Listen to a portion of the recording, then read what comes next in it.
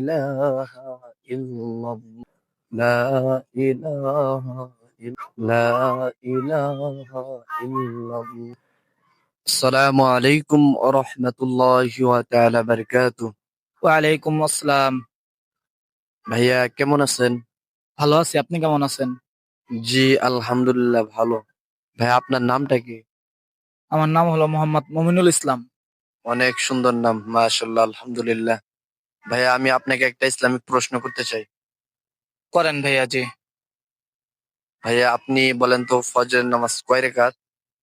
ফজরের নামাজ ভাইয়া সঠিক 4 রাকাত, 8 রাকাত, ভাইয়া সম্ভবত 6 রাকাত। না ভাইয়া, আপনার অ্যান্সার ভুল। ফজরের নামাজ হলো 4 রাকাত। 2 রাকাত সুন্নত, 2 রাকাত ফরজ। বলেন তো কয় রাকাত বললাম?